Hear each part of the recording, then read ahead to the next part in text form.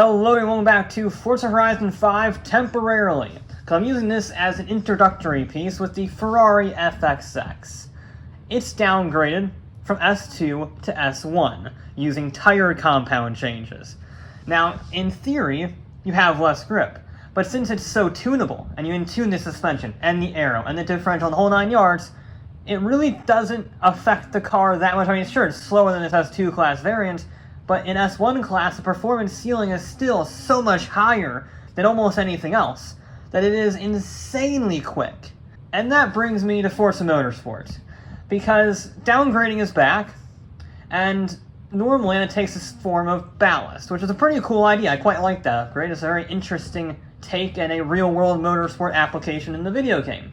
Basically, you add weight to various levels to downgrade your car, make it slower, and change the PI. So you would have a touring car from S1 class to A class by adding ballast. It's a pretty neat feature. But you can abuse that idea with the HYPERCARS. If your vehicle has an engine swap, and there are many engine swaps in this game, some pretty weird ones too.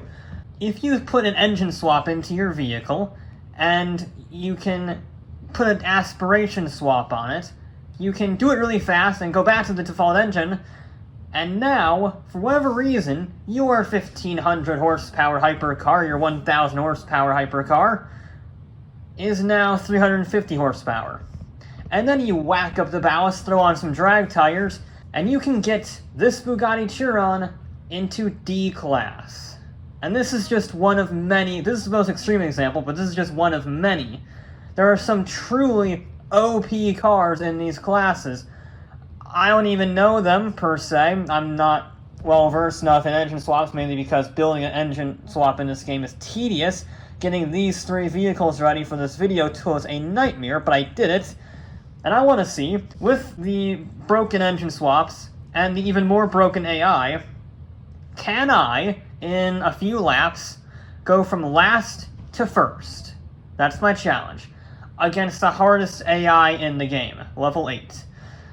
I don't know if that's possible, because there is that chance that the AI just might run off in the distance, like their Max Verstappen, but there's only one way to find out.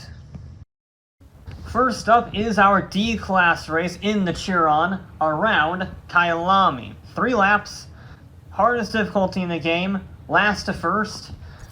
Can we do it? That's pretty much all there is to say about that. Variable weather, so we might get some changes. It's raining right now, but it might get to dry as we go on. I have absolutely no idea, because the thing about these cars is, as I would know demonstrate, they have absolutely no acceleration. Come on, go past, go past, go past. I think, he's on strike, that's okay, we'll let him do this thing then. It's supposed to be a last to first, but if they just don't decide to move, I guess that's... Why do they have 4.3% fuel?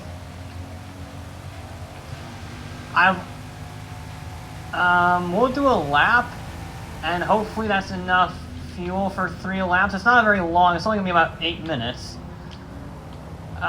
It's gotten really rainy now, though.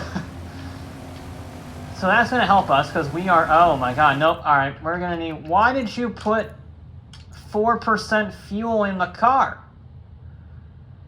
This game is perfect, it has no obvious flaws. What the heck is that? I'm gonna put 30% in. I think it's broken. That's fine. We'll try it again. It's not raining as hard now, which is nice. Oh yeah, it is. Okay. It didn't look like it was raining as hard in the cinematic, but... Alright. Now, maybe they will all actually launch properly. There we go. Alright, now it's a last to first challenge.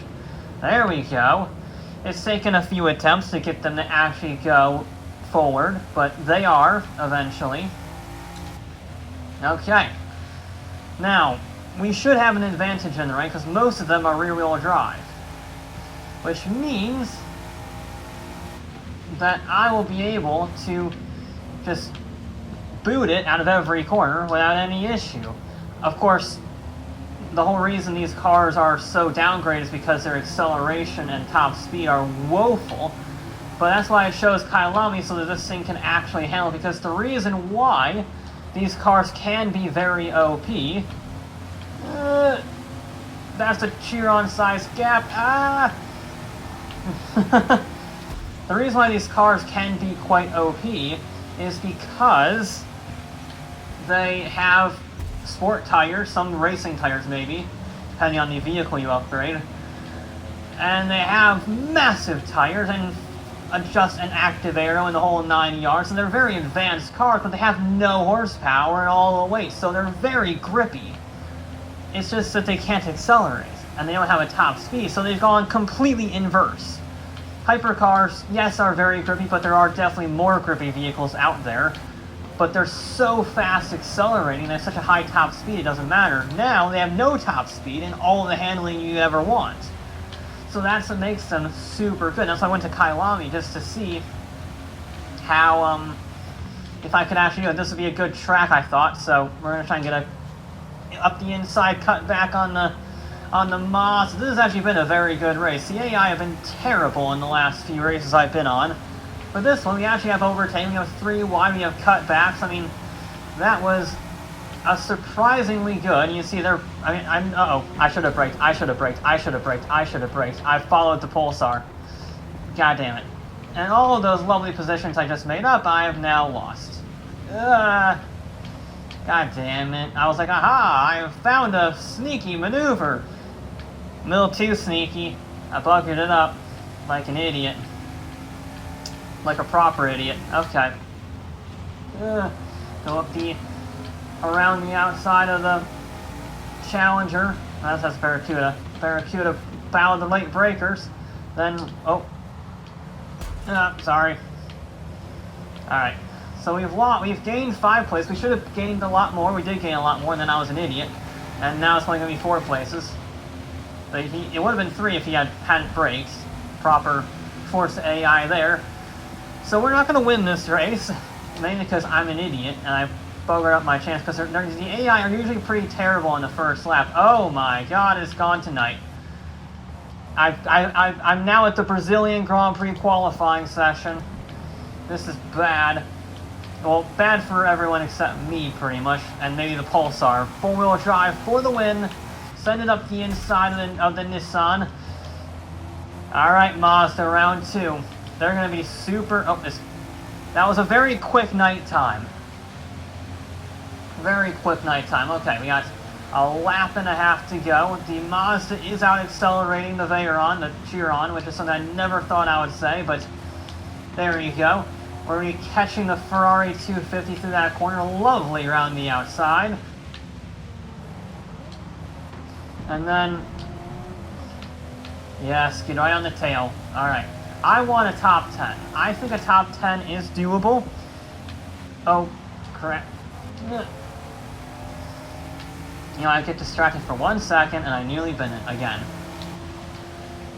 I think a top 10 is definitely doable. It's just a matter of, 1, can I stop making mistakes? And 2, do the AI turn into the Forza AI we know and hate and just run off into the distance? Now, again, use that cornering speed. I'm going to be a little cautious. I'm going to sneak it up the inside of the Ferrari and the Vauxhall, because I got the run. Maybe. We're going to box the Ferrari and me and the Vauxhall. Now brake, and then power through. Yes. Now he's going to have the inside line. I'm going to block it. A little bit of cheeky moving under braking, but there's no FIA you're going to be happy with. There's been an incident. There's been another incident. There was a Peugeot facing the wrong. I was very concerned as to why a set of headlights were looking at me. But we're into 12th. That works for me. Also, I'd like to point out how another side effect of the engine swaps is apparently the fuel is completely broken, because I started out with 57 laps of fuel and now I'm down to 50. I'm going through about a lap every lap is about 5-10 laps of fuel. No, 20 laps of fuel, near enough. Yeah, this game is perfect. There's no obvious flaws. Ferrari's up the inside. I'm going to say thank you. A little bit of a bump, a little bit of a nudge. I want a top 10. It's looking increasingly difficult to get that top 10. It's actually been a pretty good fight, I have to say. Normally the AI are pretty garbage, but they have actually been overtaken. They have actually been trying, which is not something I was expecting, but I'm very happy that it's here. So I will take it. Makes it a little more entertaining. It's been raining the whole bloody time though, so I wish we had a little bit of variety in that respect, but the racing has actually been quite good. And this Veyron, why do I keep calling it a bloody Veyron? This Chiron is really not as OP as you think, given its D-Class Bugatti Chiron. Because yeah, the grip is phenomenal, but even on a track like this, which is pretty handling focused, there are a few acceleration zones, and it just gets murdered in those. I am gaining on the top 10, but not by particularly much. It's gonna come down to an accident, I think. Unless they make a mistake, I'm not gonna do it. Because, yeah, they're right up there, but there needs to be a tremendous accident. And I need to have absolute commitment. Not quite full throttle through there, but pretty darn close. Much better lap from me. And then just try to carry the momentum. It's not going to be enough. I want to finish 12th, again, unless there's a huge accident on this final corner. I am going to get 11th, though. Send it, carry mega speed through there. Sort of force the focus to take a wonky line, carry the momentum on the outside as a drag race to the line. One that I am going to win. I will finish 11th. Alright. Alright. Well, a pretty good first race, actually. Now let's go a little faster. So you're watching the replay of the second race. Why you're watching the replay is because I had recording problems. So instead, we're going to be looking at the first few laps while I discuss some things, because in all honesty, the race kind of sucked. After lap 2, I had stuck in 6th place, and I never made up another position because the AI went 3 seconds a lap faster than me. Yeah. I'm overtaking them like mad right now, doing great work, so really slicing through the field, and then all of a sudden they're like, oh yeah, by the way, I'm just going to go 3 seconds faster. Now, I was using a B-Class McLaren F1, so it had about 370 horsepower, pretty heavy, but it was considerably faster than the Bugatti, so it made up a lot of places very easily. It was also nicer to drive, it was a little more grippy. I did not hit that Corvette off, by the way. He went off on his own free will. I just happened to be nearby. Luckily, the penalty system agreed with me on that assessment. So, yeah, disappointing way to go. I wish it actually was good, the race, but as it stands, I got stuck in the Subaru Brigade. So, yeah, not ideal. And then they kept brake checking and weaving, and it was just a mess of a race. I wish it was better, but I'm also not all that sad that the recording died, to be honest. So yeah, this was the first lap. It was the best lap of the entire race, and after that it became a snooze fest, because look at how far in front the leaders are already after one lap. Very disappointing, but hopefully the third race will be better. For our final race, we're in A-Class with the Koenigsegg Jesko at Laguna Seca Short, which is a track I didn't even know existed. But there you go. Kind of cool. I don't think this is going to take very long, so I don't know if I'll be able to do it, but it's worth a shot. They're not very creative, I'm not going to lie, the AI. All Camaros and Mercedes, but we'll give it a shot and see how it fares. Hopefully it goes well this time. I had many issues, but I sorted them out. We should be fine. 4 laps. Just try to overtake as many vehicles as possible. You guys clearly don't want to actually race. That's fine. Very short gears on the Koenigsegg. Oh, now you overtake. Okay. Yeah, the Koenigsegg has very short gears because it's meant to have 1600 horsepower, and instead it has 412. roughly. That's a bit of a high curve with a low vehicle. That's a very bold Formula 1 car for being so fragile. There's not much room there. This is a bit of a mess. Quite a bit of a mess. We're trying to sneak up the inside of the LFA. The LFA has many more horsepower than me, but it's very cowardly. Of course, I'm also being a little cowardly. I'm not going to lie, cover off the Hyundai. The Mercedes got a bit of oversteer. I'm going to capitalize on that, try and send it around the outside of the SLS. Can I hold it? Yes, I can. Come on, baby. Come on, come on, come on, come on. Just about. A little bit tight there on the end. Ran out of grip, but we just about held on to the road. Most of the road. And now it's just the AMG and Camaro Brigade. So we made up 12 places, near enough, in one lap, which speaks volumes about how terrible the AI are on lap 1. Alright, there we go. Nice and simple. Now just send it. Be a little brave. And then cut back. Try not to clobber the splitter on the curb. Alright, there we go, there we go. He's had an issue. He sent that into orbit. Nice and simple. Just don't make a mistake. Just carry the speed. We're faster. Don't do what he did again and the guy behind him. This game is perfect with no obvious flaws. Now just chuck it through the corkscrew. I would love to drive around goodness sake. That's such a fun corner. The Mazda is actually keeping up with us. Got a, fair play to the Mazda. It is actually keeping up. I know this is a heavy Koenigsegg, but it really doesn't like that section at all.